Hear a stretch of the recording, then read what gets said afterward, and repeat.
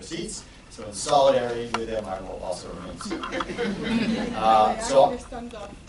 Okay, well, diversity. We are going to. Okay, so I'm John Roman. I'm a senior fellow at MRC at the University of Chicago, but more importantly for today, I'm the co-chair of the National Prevention Science Coalition to Improve Lives. We're absolutely delighted to be here to be part of this conversation. National Prevention Science Coalition is a partnership among scientists and clinicians and practitioners and policymakers and funders who are committed to using evidence-based prevention practices to improve the well-being of all. Our mission is to educate decision makers, hence our president, and the general public on effective and sustainable policies, practices, and systems that prevent social ills and well-being. So the guidance for our mission is the Frederick Douglass quote, which I suspect everybody in this room has heard, but it's worth hearing again, of course. It is easier to build strong children than to repair broken men. The National Prevention Science Coalition has held 20 briefings of this sort in the last 5 years, including 2 on poverty, and I'm delighted that both the gentlemen on my right and left have participated in our past events as panelists. We see no issue of greater importance than child poverty. We see no goal as productive and practical as the idea of a national child poverty reduction target, and no time seems more opportune for action than this one. So we're absolutely delighted to see so many of you here today, and that poverty and child poverty are at the forefront of everybody's interest, and most importantly, time. So thank you very much for participating. So just a little business. So we're going to talk for about 10 minutes each. Each of the panelists will talk for about 10 minutes each. Christine James Brown and Dr. Benard Dreyer were both on the National Academy panel, so they're going to do a little bit of a tag team, I think, and share their time. So I will introduce them both now, and then Dr. Diaz will talk when they're done, and I will introduce her when it is when we're ready to hear her really critical perspective. Okay. So Christine James Brown is the President and Chief Executive Officer of the Child Welfare League of America, which is the nation's oldest and largest membership-based child welfare organization that works to improve the quality and availability of child welfare and related services through standard setting and advocacy. During her tenure at the Child Welfare League, Ms. James Brown has overseen the refocusing of the organization's business model and service strategy to maximize the impact of its member and partner network and further strengthen its capacity to anticipate and respond to the needs of children and families that are vulnerable. She was a member of the committee, or is a member of the committee that wrote the report from the National Academies of Science, Engineering, and Medicine, a roadmap to reduce child poverty that we are here to discuss. Dr. Benard Dreyer is Professor of Pediatrics and Director of Developmental Behavioral Pediatrics at NYU School of Medicine and Director of Pediatrics at Bellevue Hospital Center.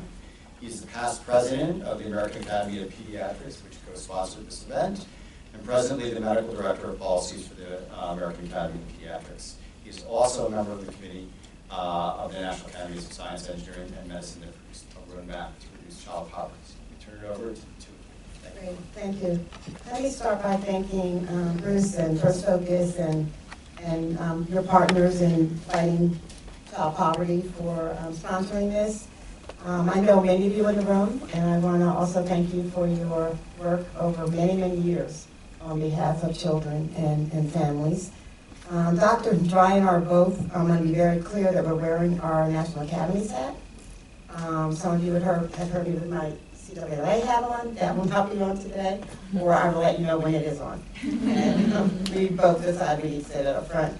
I just also want to acknowledge and express on behalf of Dr. Dreyer and I the appreciation that we have for the staff at the National Academies who are sitting, I don't know, somewhere in the back. I don't know why they're in the back, they should be in the front. But an extraordinary team of people who are really the backbone behind the study, and we really need to acknowledge that. I also want to thank the sponsors. You see some foundations that we've seen and we know well for their extraordinary work over the years. You also see the U.S. Department of Health and Human Services, and thanks to the congressional leadership, they were able to have resources to support the study, so I think it's important to start with acknowledging and thanking the sponsors. I also want to specifically go back and thank the folks who funded or partially funded the study from Congress. So Congresswoman, who you already have heard mentioned, Barbara Lee and Lucy Robel Allard were both committed to getting the study done, but also made sure that the resources were there, even when we came back a couple of times, needing more resources to do the research that was required for the study. So the group was very diverse. You see that from a discipline perspective, we were very diverse, but we also were diverse in other ways, in political leanings, in our perspectives on the world, on race and ethnicity. So it was a very diverse group that was really challenged to come together and do this work on behalf of children and families in this country. And I want to really spend a couple of minutes really clarifying the statement of tasks, because we had to make sure that we followed it very closely. Any of you who've worked with the National Academy before know that it's very important that we follow the statement of tasks. And the critical things to remember in that as we go through the presentation, first of all, we had to look at things that were evidence-based. There were lots of things that we thought based on our experiences, but what we had to look at and respond to was the evidence base that was available to support any of the recommendations that we had. We also were constrained by the time frame. We had to look at policies and practices that would reduce poverty by 50% within that 10-year time frame. So a lot of the things that many of you sitting in this room work on a day-to-day basis could not be directly addressed in our report. But you'll see the recommendations in the report that relate back to some of the great work that you all are doing. I also want to say that there were like 3 categories of things that we focused on within that. We needed to understand the linkages between child poverty and child well-being, because that's what we were all about. How do we improve child well-being? How do we make children healthier and happier and able to meet their full potential? So the first body of work that we focused on was how do we understand, is there a relationship between those 2 things? The second was to really look at what is going on now. What are the policies and programs and funding streams that work now to reduce poverty? And so that was the second body of work that we did. And then we needed to use that information and come up with recommendations for what we could do to reduce poverty in that 10-year period. I don't have to tell any of you in this room the impact of poverty on children, but I want to be clear that there are 2 types of impact, or 2 types of things that we know. We know when there is a relationship between something in a child's life and poverty and something in a child's life. The idea of things being related to each other is something we understand. So if a child is living in substandard housing, we pretty much know that that relates to poverty, which relates to health. So we kind of looked at that and understood that. But the committee's report had to focus on places where there were causal relationships, where we could use research to document in a clear way that this caused this. Not that they both occurred at the same time, and in fact, over time, we may understand that they did one impact the other. But we really had to look at things where we could make the point that, that whatever was happening was causal and not just relationship. Relationship? Okay. Okay.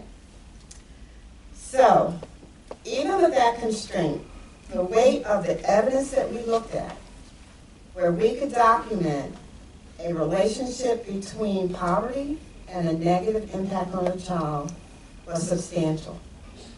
Substantial enough for us to understand that it did have an impact. A child living in poverty has an impact. And in particular, when poverty occurs at an early age, and when it occurs over a substantial percentage of a child's life. So the earlier a child falls into poverty, and the longer that child is in poverty, the greater the impact will be. And that was an important perspective for us to take into developing the recommendations. And we also were clear, as we looked at the literature, that there was documented evidence that certain poverty programs did work, and did work to reduce poverty and improve child well-being. So, let me keep up with myself. So here are, none of these programs are a surprise, but we looked at them in detail to see, do they in fact have an impact on the poverty rate in this country? So if you look at EITC and SNAP and whether or not these programs made a difference both for poverty rate as well as child well-being, the answer that we found based on the literature was yes. That, and that the outcomes and the impacts were on the children, but also on the adults.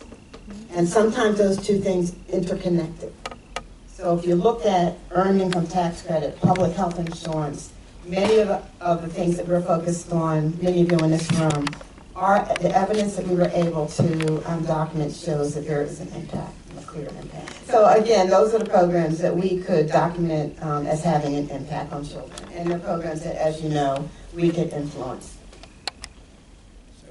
These are these programs as they exist now. We will later talk about expanding them or improving them, but this shows you the impact of these programs.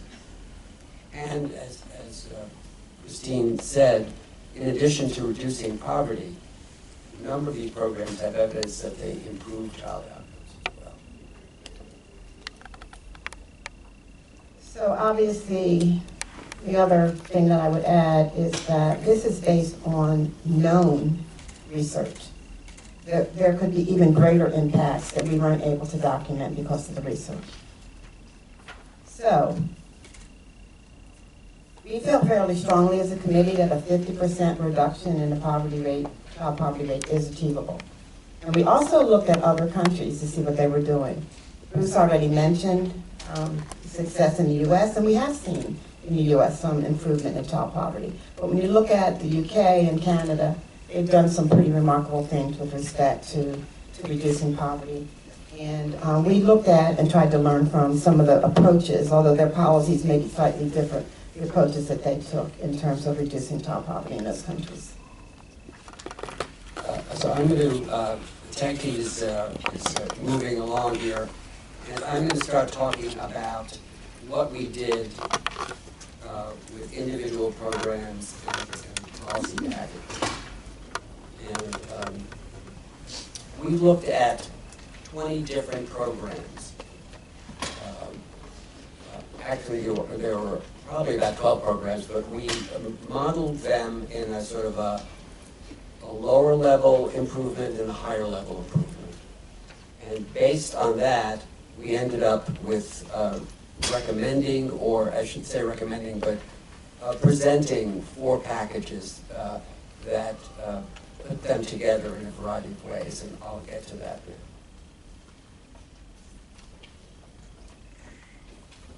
So, as Christine said before, our first criteria that we used was the strength of the research and evaluation. We couldn't really consider programs for which there was no evidence that they reduced child poverty. And along those lines, here it is. So, secondly, we looked at the magnitude of the reduction in child poverty.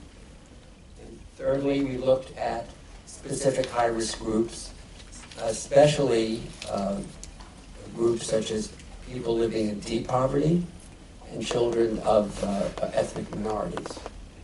As we'll get to later, there was not enough information to really model programs that would help Native American children, American Indian, Alaska Native children, but we certainly recognize how needy that group is.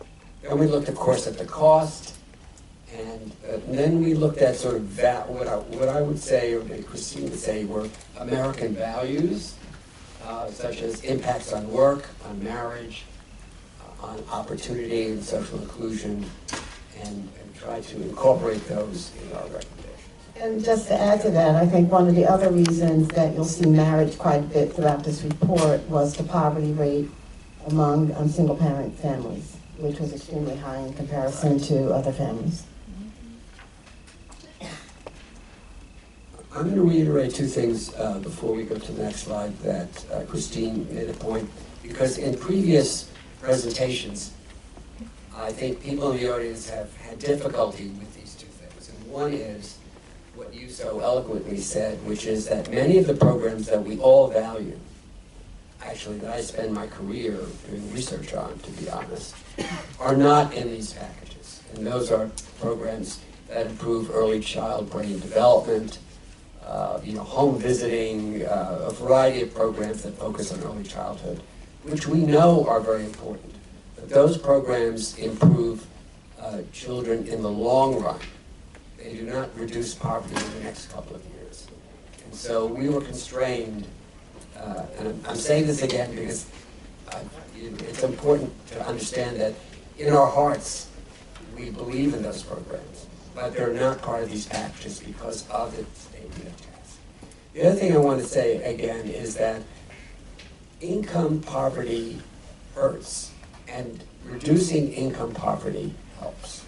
So when we review the evidence that Christine referred to, there is good evidence that reducing income poverty in and of itself improves child outcomes.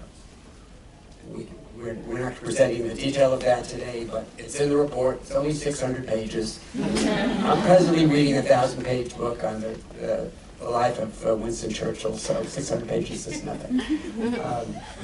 Okay, so now I'm going to get to the individual program. So we basically simulated 20 policies.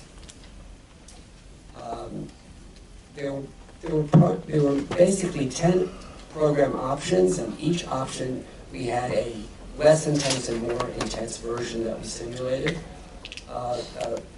And we looked at the results of all those, we started by looking at the results of all of those individual programs. We also looked at how they impacted 100% poverty, 50% poverty level, and 150% poverty level. For today's presentation, we're just focusing on 100% poverty level, but the report has all of the rest.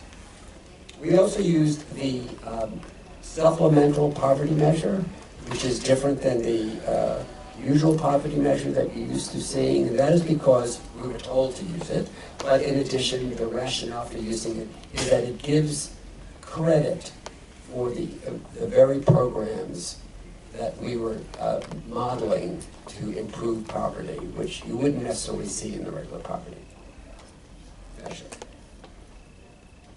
And so they're based on something called the TRIM 3 simulation model, which the Urban Institute has and did many modeling analyses for us. So these are the poverties. The earned income tax credit at the top there. We had two versions of that. Child care, improving child care. The child care one was a child dependent care tax credit, which you've already heard about from at the beginning. And the problem with that is that it doesn't really help poor people that much because it starts at a somewhat higher income level. And so we've modified that to start at a lower level and therefore help poor people. There was another child care program we also modeled. Minimum wage, two levels of increasing the minimum wage. Work Advantage, which is a program that trains people to be able to get work and keep work and make a higher income. SNAP or food stamps, again, two levels of increase. Housing vouchers, as you all know, housing vouchers reach only about 25% of the people who need them, and we modeled increasing that to 50% and increasing that to 70%. Improvements in SSI, two levels of improvements. And then we focused, as Christine pointed out, on some programs from other countries. So the child allowance is really quite similar to the child benefit that is in Canada right now. And basically, we use that to replace the child tax credit, the present child tax credit. And we modeled two levels of that, which are much lower than the amount of money given out in Canada, $2,000 and $3,000 per child, but going down to everybody rather than starting at a higher level, which the child tax credit does. And then 2 programs to improve immigrant health. And I'm going to move on just because we're using up our time, but we're happy to say what those programs are. So not surprising, there was a pretty much correlation for individual programs of how much they cost to how much they reduce child poverty. And that's basically what this says, which is, again, not surprising. I'm going to skip that. So the reality was there was not one of those, as you saw, there was not one policy that reduced child poverty in and of itself. And so we looked at modeling 4 different packages of the policies. The first package we modeled was a work-oriented package, which just looked at programs that encourage work, the earned income tax credit, expanded the child care tax credit for to allow people to go to work, and work advance, and increased the minimum wage. And so those programs did reduce child poverty. Did reduce child poverty by about 18%, and of course increased work. I don't know if you do. I guess I can put it this way. Increased work as well. I'm going to skip this one and go to the last one, because these are the 2 packages that actually crossed the finish line, and both of these did reduce child poverty by a little more than 50%. And these were a combination of work-oriented programs at the top and increasing benefits. And we did this in 2 different ways.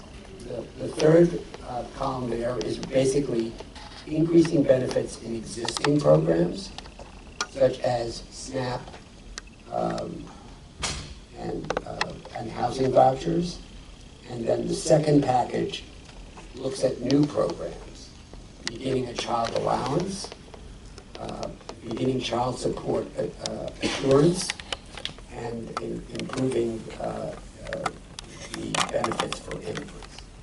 And you can see that they both met the criteria of crossing that 50% poverty line. And I can say, we don't show it here, but it also reduced deep poverty by 50%, which is one of the goals of the program. The price tags of those are about 90 to 100 million. I just want to reiterate that the macroeconomic studies do indicate that child poverty costs our country about 800 million to $1 trillion and change every year. So that you have to consider the cost of programs versus the cost of child poverty. Because of that, and we go back, we did also model another program which reduced child poverty by almost 40%, but cost about half as much, about 44.5 million. And again, was a combination of work-oriented and a benefit program, the child allowance. So we felt we could include that as to give people an example of sort of an intermediate level program.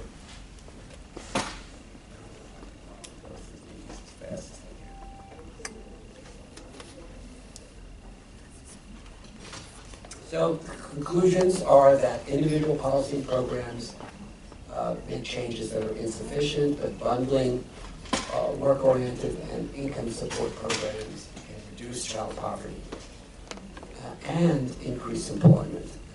And again, that was one of our goals, that the packages should not be decreasing on the average.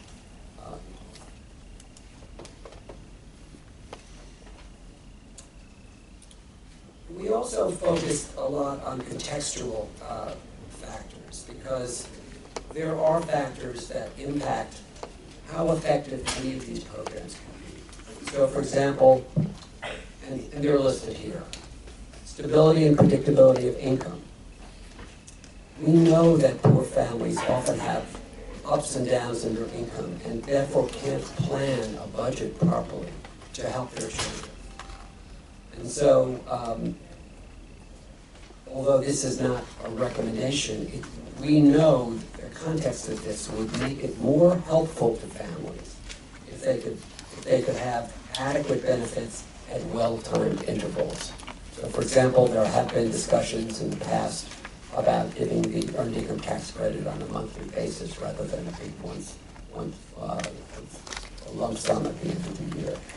I know that the child benefit in Canada is being given, I believe, on a monthly basis. So having something more integrated into a family that they can depend on is one contextual issue. Equitable and ready access to programs. The bureaucracy about various programs often make it difficult for families to access those programs. And certainly people in certain areas, rural areas, may have even more difficulty. So focusing on equitable and ready access, we think, is an important thing. And of course, equitable treatment across racial and ethnic groups. I don't have to even give the details of that, but we do know that discrimination in hiring and employment and housing practices greatly impact racial minorities, and therefore their access to benefits and their ability to use a housing voucher in a productive manner, for example. Of course, positive neighborhood conditions. We didn't focus on programs to improve neighborhoods, but we recognize the fact that concentrated poverty in neighborhoods has a major impact, and doing something about that would certainly improve the outcomes of children and perhaps, in addition, reduce poverty further. And then health and well-being. For those of us who care about health, which is, I presume, all of us, but certainly from my point of view, it was frustrating that the models that we use with poverty measures, even including the SPM, do not include an ability to model for the effect of something like Medicaid or CHIP. And so, because of that, we actually asked some experts to model some newer ways of including the impact of Medicaid and CHIP on poverty. And that's also in the report. But basically, if you actually develop such a model, you can show that Medicaid may, in fact, reduce child poverty further by at least 5 percentage points. Other program ideas that we looked at that we didn't present to you today, and I think we've already talked about long-term impacts on child poverty. But just briefly, we looked at LARC, long-acting reversible contraception, and we know that there's some evidence that actually, if you effectively provide LARC, that allows all people to do family planning more effectively, and would probably reduce child poverty because parents would be able to plan the size of their family better. However, there was really not evidence that was out there sufficient to show a direct impact on child poverty. So, although we reviewed it, we have it in the book, but it's not really being modeled. Mandatory work policies is something that we talk a lot about. You know, does that somehow make people work? Mandatory work policies for getting benefits. Again, most of the evidence, as you can see, is insufficient to identify policies that would reliably reduce child poverty. We can have more discussion about that, but looking at all the evidence, looking at including AFDC waivers in the 90s, and TANF work requirements. Now, TANF work requirements may have, in fact, had some short-term reduction in child poverty, but there's no evidence that they had long-term reduction. And many of the studies that looked at this bundled the work requirement with a lot of other changes. So it was very hard to tell what was due to the work requirement or what was due to other changes. Marriage promotion, Christine mentioned it. We know that single parents are much poorer than married parents. So there's been a desire to see, can we promote people to get married and therefore have two parents for each children and reduce poverty and obviously other positive impacts. So the evidence again is really inclusive, and in fact there were a number of funded policies in the 2000s, really ambitious programs that tried to improve couple relationship skills and see if we could get people to stay together or become married. And the reality is that it's hard to do that. And if you know how to do that, there's a Nobel Prize in it. So I think there was some good evidence that there was no known way of making that happen, even though we would want to do that if we could. Last things, I already mentioned health insurance, so I'm not going to mention that again, but we did model it, but we could not model it. We could model it only in a side study, not in the actual TRIM analysis. Native Americans, we recognize the need and the deep poverty that many American Indian and Alaskan Natives are living in, and the need to provide programs for them. But the way the TRIM database works, there's just not enough Native American children in it to be able to model the programs that we model. So other than saying that all these programs help poverty, we assume they will help Native American children. We really couldn't model programs and focus on them as a group. And in our research recommendations, you'll see that we want that. Likewise, TANF has had mixed effects, and we didn't model TANF as a program. There's two last sections we want to talk about, and I'll do it quickly. One is around research. What are the research recommendations? And the second is around, so what happens after this report?